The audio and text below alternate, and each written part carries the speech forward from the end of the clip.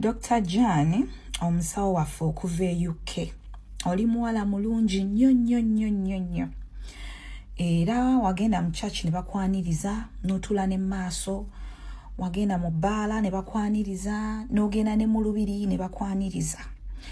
Tebakwaniriza mbuuba ki? Oli mulungi. Oyinza okuva mu family ennene naye abantu abava mu family ennene mu Uganda bangi ate nga baasoma ebitabo ebyaddala tebaba welcominga. Gwe welcominga kuba oli mulungi. Yes, you're a beautiful woman. Ate oli muwala muto. Ebyo gamba mbu wavudde e UK simanyi oyagala kujja kusavinga ggwanga lyo kubeera philanthropist, kulaba oyamba b'abaana bakateyamba, which is good. Ne ebintu by'okuva e UK okujja Uganda, it's nice to come back home n'oweereza eggwanga lyo. Naye njagala omanye ekintu kimu, ti wano mu Kampala abawala abalungi be basinga okubonaabona. Olina okubeera omulungi n'amagezi ng'olina. Yes, amagezi g'okusoma ogalina kuba oli musawo, naye njogera ku magezi amazaale. Wano e Uganda kati abasajja batandise dda okuyiriba.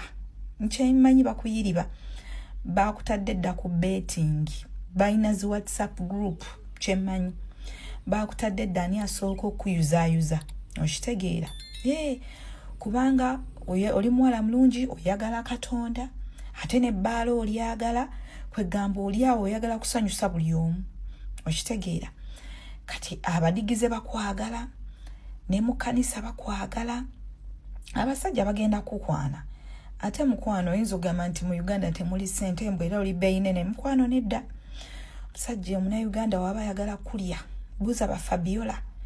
Babagulira zi benzi ne bazibateera awo, ne babalyalyamu emyezi ng'esatu, ne babaggyako benzi ne babaleka awo. Ate abafere ba laavu mu Kampala bangi, they will give you everything. Yes, bajja kuwa buli kimu, my sister. Bagenda kuwa sente. Olaba nti obadde mu pound e London, naye wano shiringi abaana bazigattagatta ne ziwera. Era wootabeere na magezi mazaale. Abaana bagenda kuyira sente okukakana nga bakulidde. Ono akulya akuveeko n'oli akulya akuveeko. I'm not necessarily nti nkwataakinga gwe ng'omuntu. Naye it's generally for all women. Abalungi tubalabye. Ffe tulabye abaana abalungi n'adetinga omusajja nga tasaana kwogera luzungu. Fabiola ya datinga Medi Sentongo. Naye nga Medi yali awo mufere wa laavu talina kiddako.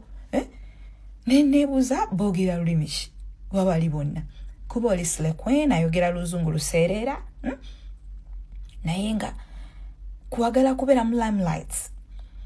No, Rachel, Dr. Jan, I'm not judging you, naye nga woba okimanyi nti ddala wazze kubeera philanthropist, beera musawo, naye wotabeere careful. Abasajja bagenda kuyira sente. Bakuyire sente, onagenda kuyira sente, oli akuyire, owa government akuyire, ono akuyire.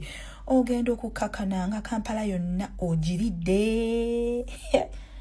Bwe beebuuzeeko abaana bannakampala abawala ba Slay Queen bajja kugamba ebyo bye weebuzabuza. Nalabye pastor nga naye blushing, you're a very beautiful girl. Naye wootabeere careful.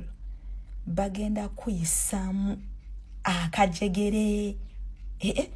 Abasajja b'e Kampala balina ssente ez'okweraga mbu oyo mwala namulya, oyo namulya.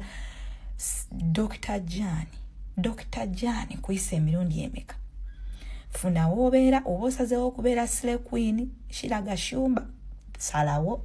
Oba osazeewo okubeera musawo, salawo. Oba osazeewo okubeera mu church, salawo. Naye nkulaba oyuuga, ogenda kuyuguumira mu bisenge by'abantu. Maama basajja bagenda kukwata mpola. Sigwayogera nga Kim Kardashian. Bagenda kukwata mpola okukakana. Nga buli omu mu services. Si mu bubi bannange, I'm just warning a sister. Kubanga speed gy'oliko y'amaanyi.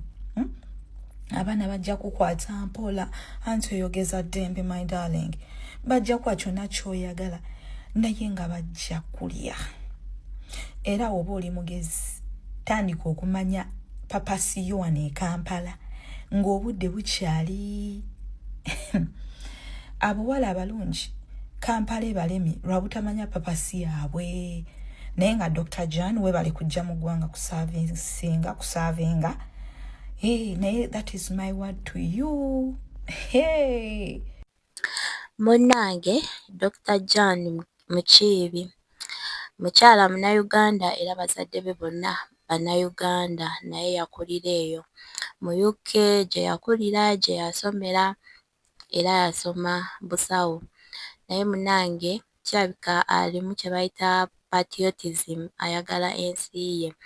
Okumala okusoma kwonna n'atandika n'okukolerako eyo mu UK yasalawo akomewo wano eno e Uganda abeere nga aweereza Bannayuganda era kigambibwa mbuno waliwo eddwaliro mu Uganda lye yatandika okukoleramu naye kavidiyo ke akaasooka akagenda viral yakakola ng'agenda ku church ya Pastor Bugembe n'atukoleramu awo nga yeetegeka n'atuuka ne bamwaniriza so abantu abasinga awo we baatandika okumumanya era Pastor Bugembe kolo olunaku lwe yagenda ku church yamuyita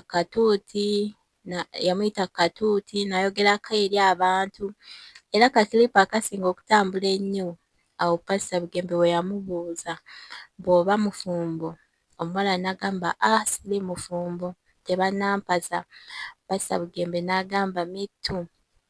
So munnange awo abantu ne batandika okupika relationship wakati we ne Pastor Bugembe ng'era buli we basanga vidiyo ye bagamba Dr. John and Pastor Bugembe must shine. Abantu bakola awo ebintu bingi n'abantu abamu abatunga engoye ne bavaayo ne bagamba buno bo bawadde Pastor Bugembe offer be bagenda omutungira amasuuti n'omukyala be bagenda omutungira abalina zi hotels ne bavaayo nga bagamba buno bagenda kuba babawa venue ez'obwereere. Bantu bangi abaavaayo ab'amamotoka nga bagamba bajja kuba nga babawa amamotoka ag'obwereere gabatambuze ku mbaga naye munnange bano eno ababiri tebaddeetinga nga abantu abasinga bwe babadde bavaayo ne babyogera era John yavaayo n'atutegeeza n'atugamba buno bo Pastor Bugembe yavaayo n'atutegeeza mbuno alabye John kuva nga muto amulabye kuva nga muto wadde bakulidde eri mu UK bwe babadde nga bajja eno mu Uganda nga bajja ku church ye gye basabira era naye wagenda eyo UK agenda ewaabwe mu maka gaabwe ne bamwaniriza bulungi so ye mukwano gwe tewali kintu kyonna mbu oba beeyagala oba girlfriend ne boyfriend era ne yeebaza John ekintu okukiplayinga cool n'atateekawo mbeera bwe baveeyo mu kamera beegaane biki yasirika busirisi.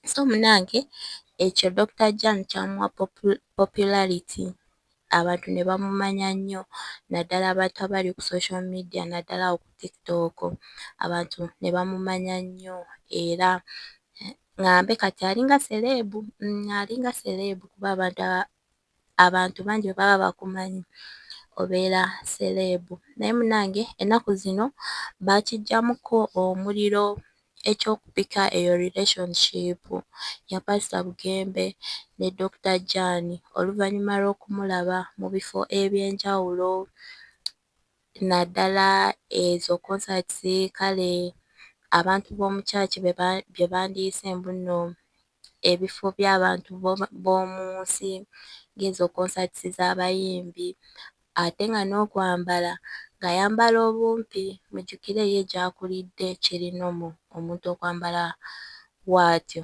naye eno mu Uganda tekibeera normal ate omuntu bwe baba bali kukwagaliza pastor ekitegeeza obeera olina okwambala decently oyambala biwanvu oyambala bintu bikuweesa ekitiibwa era bamukyazaakokko ne mu lubiri so munnange ate abantu ab'enjawulo batandika okuvaayo ne bagamba oyo omuwala mbu musege buno tasaana Pastor Bugembe buno buli wamu gy'ali omusanga wano buli wamu gy'ali omusanga n'abayimbi b'ensi so munange abaali bakikumyemu omuliro ate omuliro batandika oguzikiza abantu abamu nga bagamba oyo omuwala ali shaapu nnyo pasa Bugembe tajja musobola